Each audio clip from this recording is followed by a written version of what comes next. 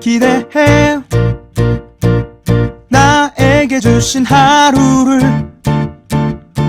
때론 피곤하고 일어나기 싫고 널 깨우는 알람 소리에 짜증도 나겠지만 안녕하세요. 오늘도 부른 말씀 권순민 목사입니다. 쉬지 않고 나를 지키셨네. 오늘을 나에게 주셨네. 새 말씀 안에 주가 주신 사랑과 은혜와 능력.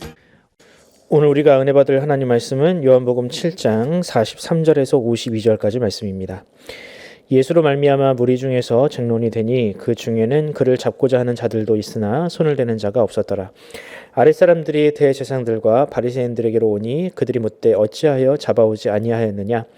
아랫사람들이 대답하되 그 사람이 말하는 것처럼 말한 사람은 이때까지 없었나이다 하니 바리새인들이 대답하되 너희도 미혹되었느냐. 당국자들이나 바리새인 중에 그를 믿는 자가 있느냐. 율법을 알지 못하는 이 무리는 저주를 받은 자로다. 그 중에 한 사람 곧 전에 예수께 왔던 니고데모가 그들에게 말하되 우리 율법은 사람의 말을 듣고 그 행한 것을 알기 전에 심판하느냐. 그들이 대답하여 이르되 너도 갈릴리에서 왔느냐. 찾아보라. 갈릴리에서는 선지자가 나지 못하느니라 하였더라. 아멘. 오늘 설교 제목은 가짜뉴스와 확증 편향을 이기신 예수입니다. 누군가를 겪어보기도 전에 그 사람의 출신과 나이 혹은 그 학벌과 심지어 옷차림을 가지고 판단하는 것을 일컬어 일종의 확증 편향이라고 합니다. 우리나라는 소위 지역감정이라고 불리는 이 확증 편향의 정서가 매우 강하지요. 요즘에는 그 정도가 많이 줄었지만 그 지역에서는 한 번도 살아보지 않아도 그저 그곳에서 태어났다는 이유로 혹은 부모가 그 지역 출신이라는 이유로 차별을 받거나 불이익을 당하곤 했습니다. 여러분은 이런 확증 편향으로 인한 오해나 불편, 피해를 겪어보신 적이 있으십니까? 아마 여러분들이 겪었던 확증 편향의 가장 큰 피해는 여러분들이 교회를 다닌다는 이유로 겪어야 했던 일들일 것입니다. 저도 그런 확증 편향의 피해자 중에 한 사람인데요. 저는 군대에 있으면서 제가 크리스찬이라는 이유로 참 많은 양보와 희생을 강요당해야 했습니다. 예를 들면 이런 거죠. 군대에서는 간부들이 돌아가면서 당직 근무를 서는데 제 당직 근무 순서가 아님에도 제가 크리스찬이라는 이유로 너무나 당당하게 바꿔달라고 요구하는 사람이 많았습니다. 심지어는 제가 휴가 중인데도 굳이 부대 근처에 있는 돌잔치 사회를 요구받기도 했습니다. 내가 왜 그래야 합니까? 라고 물어보면 너는 교회를 다니잖아. 교회를 다니는 사람은 다른 사람을 위해서 희생하라고 가르치지 않느냐라고 하면서 저의 희생을 너무나 당연한 것으로 말하는 사람들이 있었습니다. 마음 같아서는 욕을 한 바가지 하고 싶었지만 제가 만일 그렇게 하면 제가 장차 목사가 될 사람임을 다 알고 있는데 저 때문에 교회가 욕을 먹을까 봐 그렇게 하지 못했습니다. 오늘 본문을 보면 예수님도 이런 확증 편향의 피해자였음이 발견됩니다. 과연 당시 예수님에게 씌워져 있던 오해들은 무엇이었으며 지금도 여전히 복음을 가로막고 있는 오해들은 어떤 것들이 있는지 한번 나눠보는 시간을 가지도록 하겠습니다. 예수님은 당시 갈릴리와 예루살렘을 넘나드시면서 많은 사람들의 주목을 받았습니다.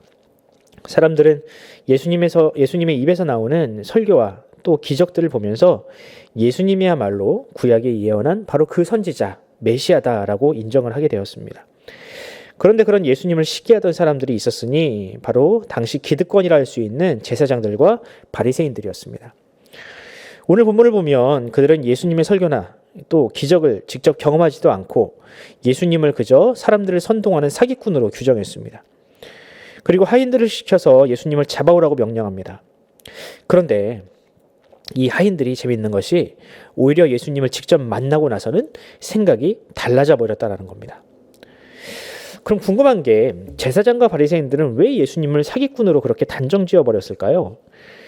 가장 근본적인 이유는 사람들이 예수님에게 너무 많이 넘어갔기 때문입니다.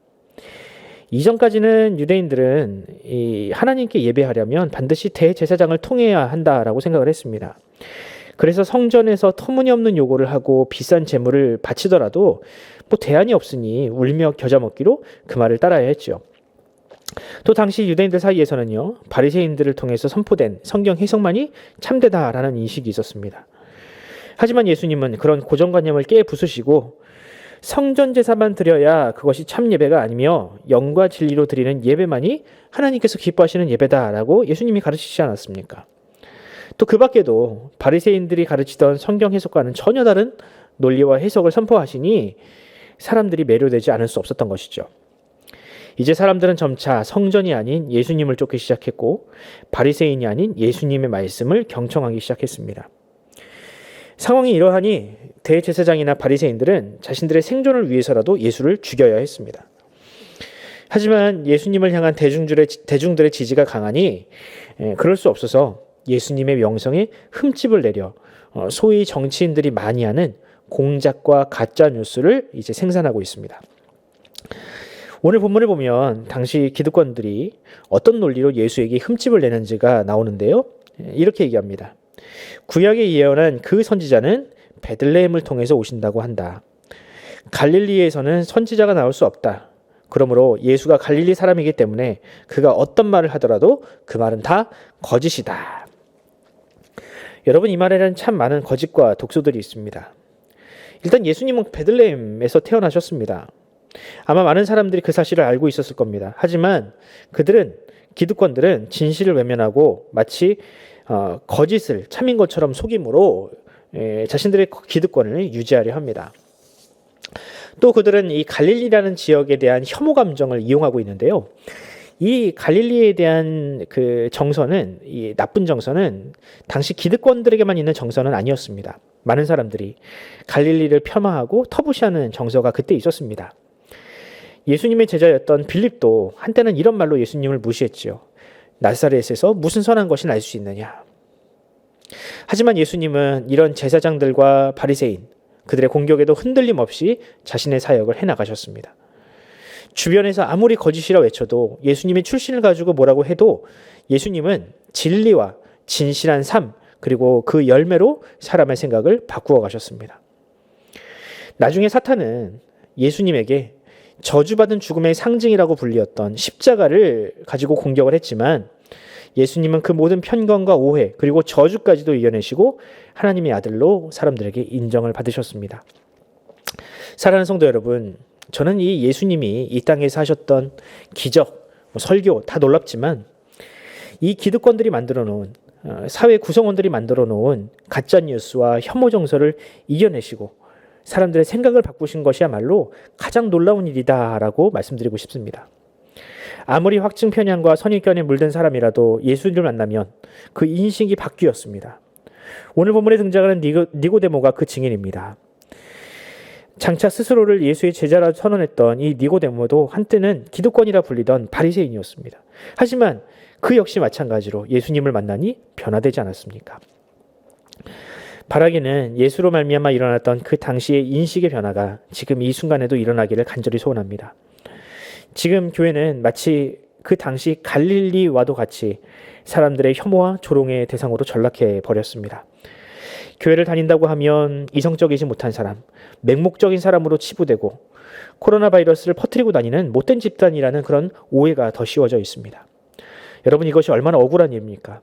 하지만 예수님은 이것보다 더 큰 오해와 비난도 이겨내시고 오히려 그들을 자신의 제자들로 바꾸셨습니다. 여러분, 이것이 가능한 것은 다른 것이 아닙니다. 예수님의 진실한 말씀, 탁월한 지혜, 그리고 무엇보다 넘치는 사랑이 그것을 가능케 했습니다. 그러므로 이 시대에도 우리가 작은 예수가 되어서 이 교회라고 하면 치를 떨던 사람도 저와 여러분을 만나면 생각이 바뀌고 교회를 다시 바라보는 그런 역사가 일어나기를 소원합니다. 이 일을 위하여 하나님께서 이 시대에 저와 여러분을 사용하시기를 간절히 소원합니다. 기도하겠습니다. 하나님 아버지, 은혜와 사랑을 감사합니다. 과거 2000년 전에도 예수를 향한 적대적인 감정, 또 이 갈릴리를 향한 이 폄하와 혐오의 감정이 여전히 살아 있었습니다. 하지만 예수님은 그 모든 역경과 또한 편견을 이겨내시고 사람들의 확증 편향을 이겨내시고 그 사역을 완수하셨습니다. 그리고 하나님의 아들로서 인정받으시고 사람들의 생각과 또한 사람들의 영혼을 변화시키는 일을 주님은 이루셨습니다. 주님, 바라기는 오늘날 이 시대에도 우리에게 그 사명을 주시옵소서. 우리의 삶, 우리의 입에서 나오는 모든 말들을 통하여 우리를 만나는 모든 사람들이 주님을 보게 하시고, 또한 교회를 다시금 생각하는, 교회가 더 이상 그렇게 세상이 생각하는 것처럼 그런 천박한 곳이 아님을 세상이 알게 하여 주시옵소서. 주님, 이 일을 위하여 우리가 어떠한 고난과 오해를 받는다 할지라도 그것을 묵묵하게 이겨내게 하시고, 이 땅의 교회들이 하나님의 나라를 더욱더 아름답게 선포하는 그런 공동체로 주님께서 사용하여 주시옵소서.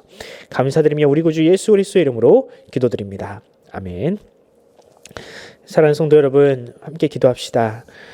오늘날 많은 교회들이 어려움에 처해 있습니다. 주님, 이 땅에 있는 교회들을 주님께서 불쌍히 여기시고 교회답게 설 수 있도록 주여 우리에게 위로를 또한 힘을 허락하여 주시옵소서. 특히 이 땅의 교회들이 많은 오해를 당하고 있습니다. 주님, 이런 오해들로 말미암아 교회가 참 힘든데 우리의 성실한 삶, 또한 이성적이고 또한 지혜로운 말과 행동을 통해서 이 시대의 교회가 이런 오해들을 말끔하게 벗어날 수 있도록 주님, 우리에게 능력과 지혜를 허락하여 달라고 기도하시고요. 특별히 이 명절, 이제 명절이 곧 다가옵니다. 이 명절에 우리를 만나는 모든 친척들이 주님의 평안, 그 사랑, 그리고 따스한 그 성령의 능력들을 경험하는 복된 시간이 되게 해달라고 함께 기도하면서 오늘 하루를 시작하도록 하겠습니다. 함께 기도합시다.